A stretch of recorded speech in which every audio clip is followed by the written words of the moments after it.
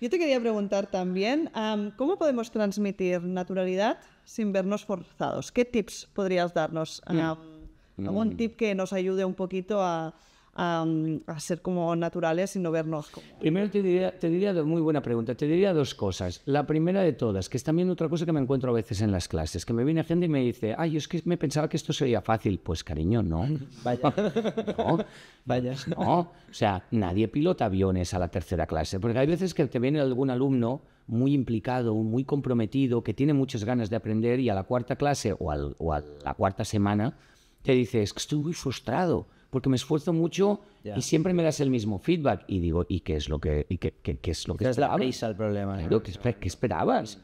Quiero decir, ¿quién estudia medicina en un curso de verano? O sea, al final, experto, aquello dice, ¿no? Tú eres experto cuando has dedicado a algo 10.000 horas, ¿no? Sí. Por decir un tópico. Las famosas 10.000 horas. Pero es válido con cualquier cosa, pero quiero decir, el proceso requiere un tiempo. Yo a los alumnos a veces les digo, no es el objetivo no busco resultados, busco proceso. Por lo tanto, lo primero que te diría es, ¿qué tips daría para que uno se sienta cómodo comunicar? Comunica cada día. Cualquier cosa que hagas cada día, pasado un cierto tiempo, la controlarás y la dominarás. ¿Y cómo harías esa comunicación diaria como ejercicio de practicar? O sea, para una persona que nunca se ha enfrentado y de repente dice, hostia, quiero hacerlo. Poniendo un ejemplo, esto que estáis haciendo ahora es, pues voy a comunicar por comunicar. Este podcast no tiene ninguna finalidad concreta más allá de compartir y comunicar, pues ya es un ejercicio de ese tipo que cada uno... Coger el móvil, grabarte...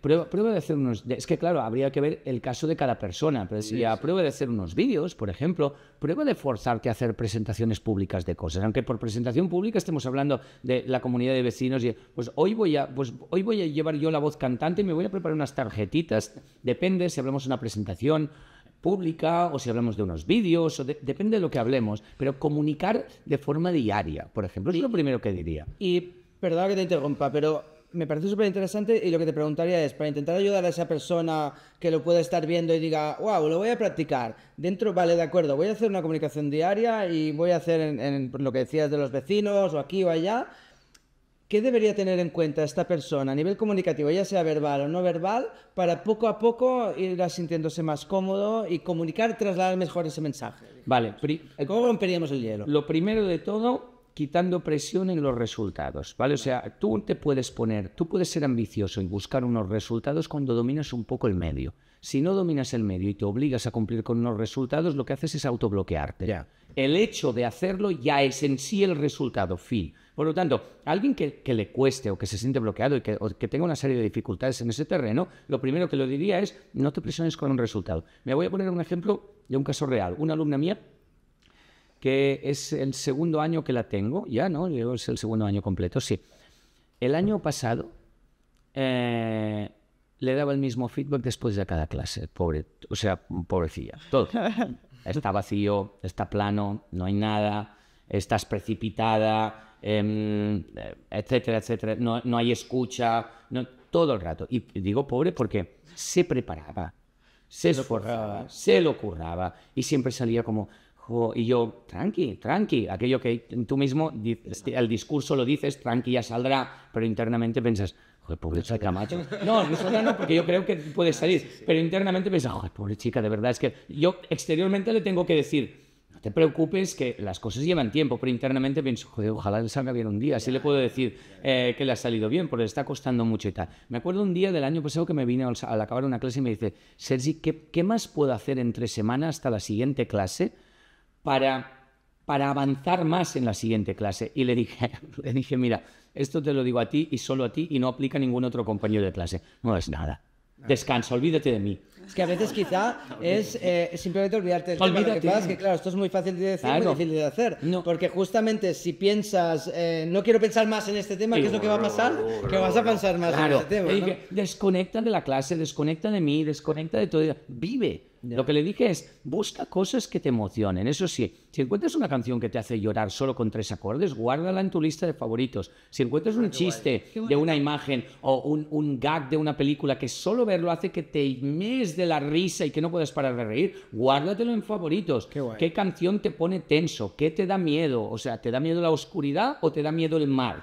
O sea, registra las cosas que te movilizan emociones y cuando las tengas registradas, juega a tocar esas emociones. ¿Y cómo lo harías eso? Porque eso me ha parecido súper interesante. Esa persona, que ya tenemos una persona que quiere comunicar delante de la cámara, que está aprendiendo, que dice, vale, un ejercicio diario, lo voy a hacer. Vale, tengo que buscar cosas que me toquen emocionalmente y soltar un poco. De acuerdo, voy a hacerlo. ¿Y qué le propondrías a esa persona, esos hábitos diarios de decir, oye, pues ahora me pongo esta música para sentir esto, o me voy a este lugar para sentir aquello? ¿Qué harías? Voy a por eso, pero antes quiero acabar con el final feliz de la historia de la vida, porque no había daba la sensación de que no había manera de que avanzara, y fue así, el año fue así, pero en cambio este año, a partir del segundo trimestre, de golpe empezó a hacer, pero de golpe. Qué guay. No gradual, de golpe, un día me hizo un ejercicio que fue como, wow, porque tengo la lista de los puntos que se tienen que tocar. ¿Hay escucha? Sí. ¿Hay objetivos? Sí. ¿Hay evolución emocional? Sí. ¿Hay diferentes colores? Sí. ¿Hay una intensidad emocional que varía? Sí. Aquí se ha puesto a llorar. Aquí se ha quedado en silencio escuchando a la otra persona. Aquí le ha salido natural y fue como, wow. Y desde ese día prácticamente en todas las clases la pongo de ejemplo, que hacemos incluso broma interna, decir, miradla. ¿Y ahí qué ha pasado? El trabajo se acumula y al final da resultado, pero cuando no va siempre acorde a lo que tú quieres, en los timings que tú quieres, de la manera que tú quieres, y hay veces que no hay manera de organizar las cosas, que a veces como sociedad me encanta lo que hacemos, de organizar, tener unos objetivos, unos timings, porque si no, no nos hace movernos, pero también tenemos que aceptar que el maldito caos del universo, y cuando digo caos del universo lo digo porque no quiero sonar a es que el universo quiere que tú... No, el universo está muy ocupado haciendo que dos galaxias colisionen entre ellas como para estar preocupado por si tu ilusión era irte de vacaciones a Tailandia este verano. Le da igual al universo. Demasiadas ilusiones que correrán. Demasiado trabajo. Bueno, perdón. No, nada. Que me parece guay esto que comentas, porque justamente con Artur lo trabajamos mucho, porque... Mi maravilloso sobrino. La palabra que le vamos repitiendo, porque sé que es algo que falta mucho en esta sociedad y en el mundo, que es paciencia. Es que me lo digo así, paciencia. Que además cuando éramos pequeños nos decían que tan sabia esa frase, paciencia, que es la mare de la ciencia. Sí, tal cual. La ciencia, la ciencia es objetiva.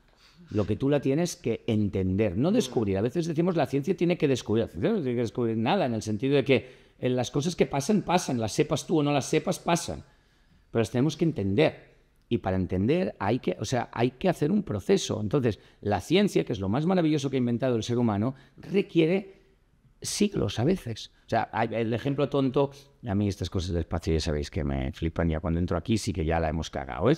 Pero Einstein predijo matemáticamente los agujeros negros 100 años atrás. Pero la primera foto que hemos hecho a un agujero negro es del año 2018. Bueno, claro. Las cosas llevan... El señor se murió sin saber que lo que él había calculado lo fotografiaríamos más adelante. Es más, en su famosa teoría de la relatividad modificó algunas fórmulas porque no le encajaba el resultado. Podcast de comunicación, ¿eh? No es... Eso me lo dejo para cuando... Es verdad, tienes razón, gracias. Pero fuera. Para cerrar este tema, y así podemos cerrar este bloque, también quería decir en torno a la paciencia, es que, claro, las redes es un arma de doble filo. Sí. Porque por un lado es como un cuchillo, ¿no? Que lo puedes utilizar para muchas cosas, ¿no? Y las redes te ayudan a comunicar, te ayudan a conectar, te ayudan a lanzar un mensaje, pero también te pueden acelerar si no las utilizas correctamente, ¿no? El 1,5x, el hacer swipe y ir pasando de reel en reel, ¿no? Entonces, claro, es fácil, entiendo, que perderse en esa velocidad de las redes a la hora de comunicar, ¿no? Entonces, no sé si quizá a nivel corporal, con algún ejercicio, con algún planteamiento, con alguna conexión, con alguna respiración, esto puede ayudarnos a bajar esta intensidad. Seguro que sí, claro, aquí hay un universo de formaciones, o sea, es que claro, es como ir a una biblioteca y decir, el mejor libro de comedia, y la bibliotecaria te mirará y te dirá, depende. ¿Qué te hace reír? ¿Qué tipo de largo, corto, novela, no sé qué? Depende. Lo que sí iría es por pequeños...